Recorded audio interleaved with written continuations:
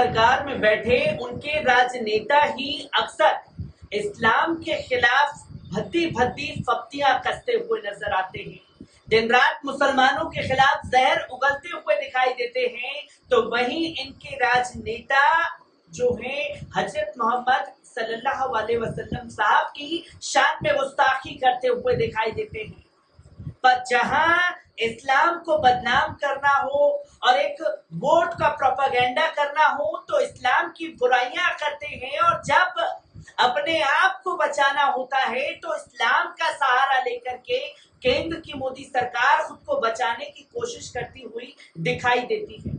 जी हाँ, ऐसा वाकया सुप्रीम कोर्ट में हुआ है, जहां समलैंगिक विवाह के नाम पर जहां केंद्र की मोदी सरकार को सीजीआई फटकार लगा रही थी, तो वहीं इस्लाम का और हिंदू रीति रिवाज क्या कहते हैं इसका हवाला देने की कोशिश खासतौर पर केंद्र की मोदी सरकार ने की है। आदाब, नमस्कार, अस्सलाम वालेकुम नाज़रीन। पर्पल न्यूज के न्यूज रूम से मैं हूं आपके साथ नदीम अकरम। किस तरीके से तमाम बहस देखने को मिली है इस पूरे मामले पर और इस्लाम का सहारा लेकर के खुद को बचाने की कोशिश क्यों की है केंद्र की मोदी सरकार ने, एक बार इस पूरी रिपोर्ट पर नजर डालते हैं। दोस्तों, आपको बता दें कि सुप्रीम कोर्ट में इन दिनों समलैंगिक विवाह की मंजूरी को लेकर मामला चल रहा है। सुप्रीम कोर्ट ने अब इस मामले में संवैधानिक बेंच बनाने का फैसला लिया है और अब इस पर 18 अप्रैल से बहस का आगाज होगा। लेकिन सोमवार को भी इस मामले में दिलचस्प बहस देखने को मिली है। बहस के दौरान इस्लाम और हिंदू मजहब भी जिक्र किया गया है।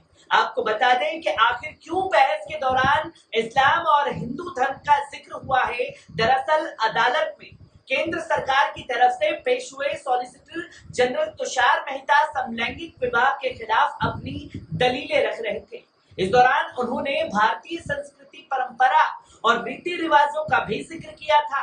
तुषार मेहता ने बहस के दौरान कहा कि समलैंगिक शादी को मंजूरी देने भारतीय रिवायतों और अवधारणा के खिलाफ है। उन्होंने कहा कि हिंदुस्तानी परिवारों में एक महिला और पुरुष के बीच ही वैवाहिक संबंधों को माना जाता है।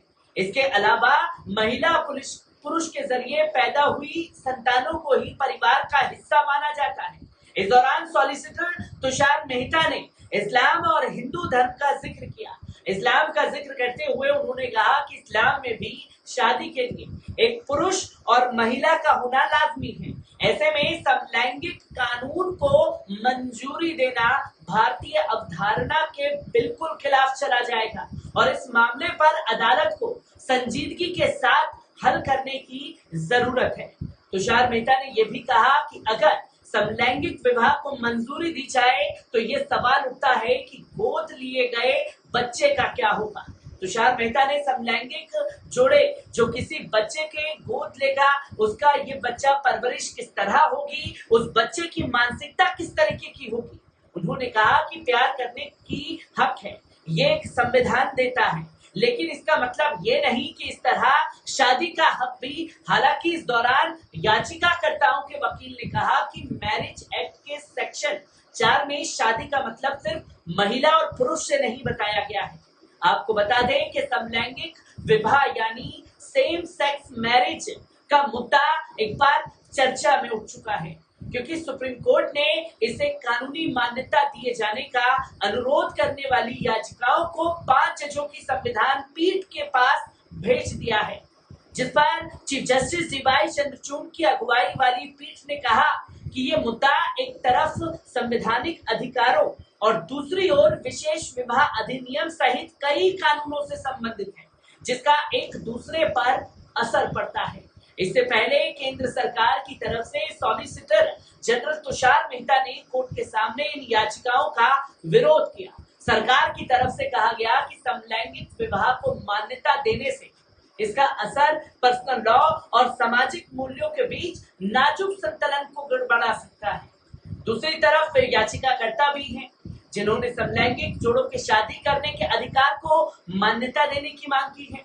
वे निजता के अधिकार और भारतीय दंड संहिता की धारा 377 को अपराध श्रेणी से बाहर करने के अदालत के फैसले के आधार पर जीवन एवं व्यक्तिगत स्वतंत्रता के अधिकार की गरिमा के अधिकार अन्य संवैधानिक अधिकारों की दोहाई दे रही है। ऐसे में सवाल उठता है कि आखिर सरकार क्यों डर रही है। सुप्रीम कोर्ट ने मामला 5 जजों की संविधान पीठ के पास भेज दिया है। अब आगे की सुनवाई 18 अप्रैल को होनी है। अभी बेंच में chief justice D.Y.. Chandrachud, justice S. Narasimha और जस्टिस जे.बी. पार्दीवाला शामिल थे। 5 जजों की पीठ के सामने सुनवाई की सीधा प्रसारण किया जाएगा, जैसा संविधान पीठ के समक्ष पहले भी सुनवाई के दौरान होता आ रहा है। जब कोई गुण कानूनी मसला आता है तो सुप्रीम कोर्ट मामले को संविधान पीठ के पास भेजता है। हालांकि इस तरह की पीठ का गठन आए दिन नहीं होता है। इसमें 5 या उससे ज्यादा जज शामिल होते हैं। आमतौर पर ज्यादातर मामलों को 2 या 3 जज भी सुनते हैं। अनुच्छेद 145(3) में प्रावधान है कि कानून के महत्वपूर्ण प्रश्न से जुड़े किसी भी मामले में फैसले लेने के लिए पीठ में जजों को न्यूनतम संख्या 5 होगी। संविधान पीठ का फैसला बहुमत के आधार पर आता है। संविधान पीठ के फैसले बाध्यकारी होते हैं। 7 और 9 जजों की संविधान पीठ भी बन चुकी है और उसने ऐतिहासिक फैसले भी दिए हैं। Chief justice D.Y.. चंद्रचूड़, जरूरी नहीं है कि लेस्बियन या गे कपल का गोद लिया बच्चा भी लेस्बियन या गे हो। ये बच्चे के परसेप्शन पर निर्भर करता है। चीफ जस्टिस, ये काफी महत्वपूर्ण मामला है। संविधान के अनुच्छेद 145(3) के तहत 5 जजों की संविधान पीठ में अब इस मामले का फैसला होगा। सरकार ने सीधे तौर पर सेम सेक्स मैरिज का विरोध किया है। केंद्र ने सुप्रीम कोर्ट में कहा कि अगर समलैंगिक विवाह को मान्यता दी जाती है, इसका असर समाज पर बुरा पड़ेगा और ये नहीं होना चाहिए। जहां सरकार इसे भारतीय समाज के लिए ठीक नहीं मानती। कानून मंत्री किरेन रिजिजू ने कहा है कि सरकार व्यक्तिगत स्वतंत्रता और लोगों की गतिविधियों में हस्तक्षेप नहीं करती है, लेकिन विवाह से जुड़ा मामला नीतिगत विषय है। समाज कैसे विकसित हो, सुप्रीम कोर्ट कैसा फैसला लेने की एक बड़ी जिम्मेदारी निभा रहा है। अगर सेम सेक्स मैरिज को मान्यता मिलती है तो गोद लेने का सवाल भी उठेगा। संसद को इस पर डिबेट करना है कि समलैंगिक पेरेंट्स के बच्चे पर कैसा प्रभाव पड़ेगा। समलैंगिक विवाह के मुद्दे पर दोनों पक्षों की दलीलों में कटौती न की जाए, क्योंकि इस फैसले का पूरे समाज पर असर पड़ेगा। सरकार ने कहा कि एक रिश्ते को कानूनी मंजूरी देना अनिवार्य रूप से विधायिका का काम है। समलैंगिक विवाहों या व्यक्तियों के बीच संबंधों को मान्यता नहीं है, लेकिन गैर कानूनी भी नहीं है। विपरीत लिंग लोगों के बीच होने वाले विवाह को विशेष दर्जा प्राप्त है। उसे संविधान के अनुच्छेद 15(1) के तहत समलैंगिक कपल के साथ भेदभाव या विपरीत लिंग जोड़े साथ विषय व्यवहार नहीं माना जा सकेगा। गे कपल की ओर से 2 PIL दाखिल की गई है। याचिकाकर्ता सुप्रिया चक्रवर्ती और अभय डांग ने कहा कि वे 10 साल से कपल की तरह रह रहे हैं। वे शादी करना चाहते हैं। 2 साल पहले उन्होंने सेरेमनी भी की थी। उनके माता पिता भी रिलेशनशिप पर राजी हैं। LGBTQ कम्युनिटी के लोगों की शादी की मान्यता को लेकर याचिका दाखिल की गई है। याचिकाकर्ता पार्थ और उदय राज हैं, जो 17 साल से रिलेशनशिप में हैं। भारत में पुरुष और महिला हिंदू, मुस्लिम या अन्य धार्मिक आधार पर पर्सनल लॉ या स्पेशल मैरिज एक्ट के तहत शादी कर सकते हैं, जिस पर सुप्रीम कोर्ट की संविधान पीठ धारा 377 के तहत 2 बालिगों के बीच सहमति से बनाए गए समलैंगिक संबंध को अपराध की श्रेणी से पार कर चुकी है।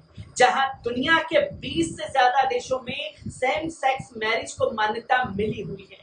Austria, Argentina, Belgium, Denmark, Finland, Iceland, Ireland, Luxembourg, Malta, Norway, पुर्तगाल, न्यूजीलैंड, स्पेन, स्वीडन में भी समलैंगिक विवाह किया जा सकता है, जिसकी तस्वीरें लोगों के सामने आई है और जहां दलीलों में इस्लाम का सहारा लेकर के तमाम बातें रखने के लिए केंद्र सरकार सुप्रीम कोर्ट में मजबूर हुई है, इसकी तस्वीर भी देश के सामने आई है। हर एक तस्वीरों से आपको रूबरू कराता रहूंगा। दीजिए इजाजत, शुक्रिया।